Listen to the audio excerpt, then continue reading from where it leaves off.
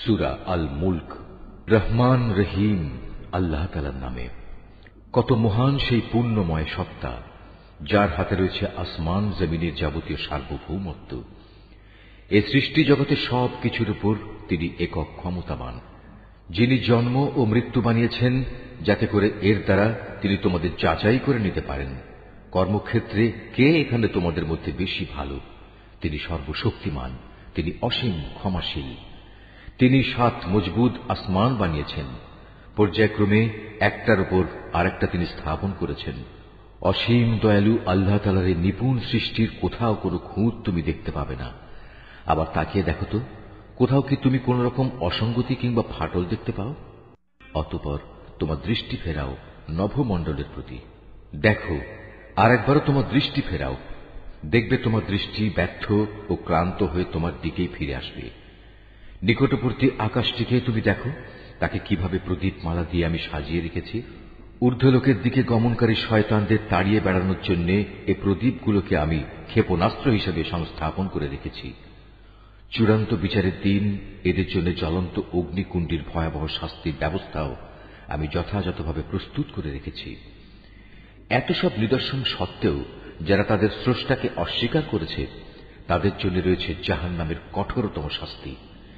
জাহান্নাম কতই না নিকৃষ্টতম স্থান। এ জাহান্নামের মধ্যে যখন তাদের ছুঁড়ে ফেলা হবে, তখন নিক্ষিপ্ত হবার আগেই তারা শুনতে পাবে তা ক্ষিপ্ত হয়ে বিকট গর্জন করছে। মনে হবে তা যেন প্রচন্ড ক্রোধের কারণে ফেটে দীর্ণ বিদীর্ণ হয়ে যাচ্ছে। যখনই একদল নতুন পাপীকে সেখানে নিক্ষেপ করা হবে, তখনই তার প্রহরীরা তাদের জিজ্ঞেস করবে, এই জায়গার কথা বলার জন্য তোমাদের কাছে কোনো সাবধানকারী কি আসেনি? তারা বলবে, হ্যাঁ, আমাদের কাছে আল্লাহর সাবধানকারী নবী রাসূল এসেছিল, কিন্তু আমরা তাদের অস্বীকারই করেছি। আমরা তাদের বলেছি এ দিন সংক্রান্ত কোনো কিছুই আল্লাহ তাআলা নাজিল করেননি, বরং তোমরা নিজেরাই চরম বিভ্রান্তিতে ডুবে আছো। তারা বলবে, কত ভালো হতো যদি সেদিন আমরা নবী রাসূলদের কথা শুনতাম এবং তা অনুধাবন করতাম, তাহলে আজ আমরা জ্বলন্ত আগুনের বাসিন্দাদের মধ্যে গণ্য হতাম না। অতঃপর তারা নিজেরাই নিজেদের যাবতীয় অপরাধ স্বীকার করে নেবে। ধিক্কার জাহান্নামের অধিবাসীদের উপর। অপরদিকে সেসব সৌভাগ্যবান মানুষ যারা নিজেরা চোখে না দেখেও তাদের সৃষ্টিকর্তাকে ভয় করেছে, নিঃসন্দেহে তাদের জন্য রয়েছে আল্লাহ তাআলার পক্ষ থেকে ক্ষমা ও মহাপুরস্কার। তোমরা তোমাদের কথাবার্তাগুলো লুকিয়ে রাখো কিংবা তা প্রকাশ করো, আল্লাহর কাছে এর উভয়টাই সমান, কারণ তিনি মনের ভেতর লুকিয়ে রাখার বিষয় সম্পর্কেও সম্মুখ ওয়াকিবহাল। তিনি কি সৃষ্টি সম্পর্কিত যাবতীয় বিষয় জানবেন না, যিনি এর সবকিছু বানিয়েছেন? বস্তুত আল্লাহ তাআলা অত্যন্ত সূক্ষ্মদর্শী এবং সর্ববিষয়ে সম্যক জ্ঞাত। তিনি সেই মহান সত্তা যিনি ভূমিকে তোমাদের অধীন করে দিয়েছেন। তোমরা যখন যেভাবে চাও এর অলিগলির মধ্যে দিয়ে চলাচল করো এবং এর থেকে উদ্গত রিজিক তোমরা উপভোগ করো। মনে রেখো, একদিন তোমাদের সবাইকে তাঁর কাছেই ফিরে যেতে হবে। তোমরা কি নিজেদের নিরাপদ ভাবছ মহাশক্তিধর আকাশের মালিক আল্লাহ তাআলার কাছ থেকে? তিনি কি তোমাদের সহ ভূমণ্ডলকে গেড়ে দেবেন না? এমনি অবস্থা যখন দেখা দেবে, তখন তা ভীষণভাবে কম্পমান হবে। অথবা তোমরা কি নিশ্চিত আকাশের অধিপতি আল্লাহ তাআলা তোমাদের উপর প্রস্তর নিক্ষেপকারী এক প্রচন্ড বায়ু প্রবাহিত করবেন না? এমন দিন আসবে এবং তোমরা সেদিন অবশ্যই জানতে পারবে কেমন ভয়াবহ হতে পারে আমার সাবধান বাণী উপেক্ষা করা।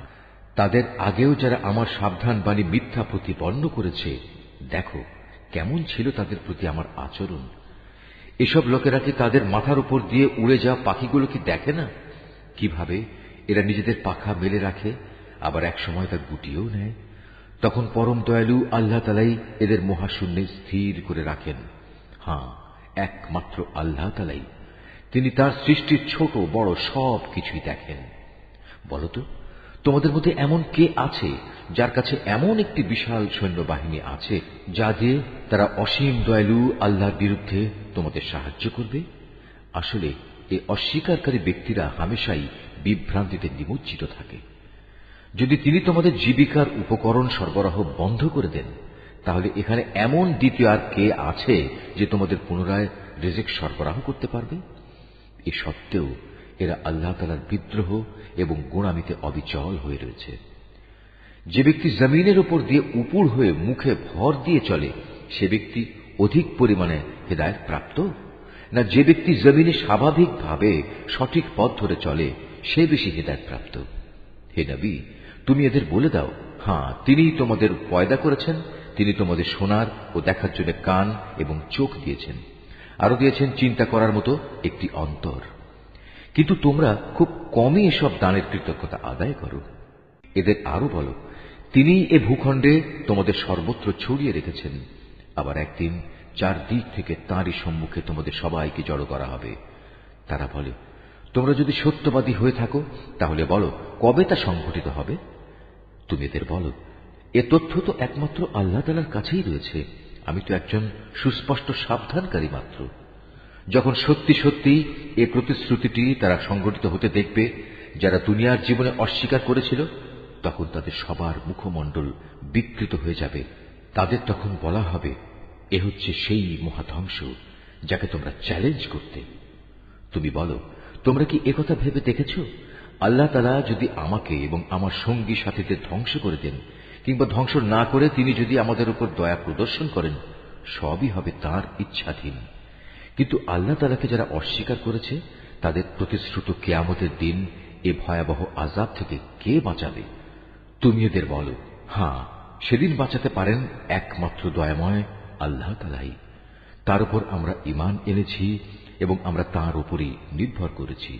হ্যাঁ, অচিরেই তোমরা জানতে পারবে আমাদের মধ্যে কে সুস্পষ্ট গুমরাহির মাঝে নিমজ্জিত ছিল। হে নবী, তুমি এদের জিজ্ঞেস করো, তোমরা কি ভেবে দেখেছ তোমাদের জমিনের বুকে অবস্থিত পানি যদি কখনো উধাও হয়ে যায় তাহলে কে তোমাদের জন্য এ পানির প্রবাহ ধারা পুনরায় বের করে আনবে?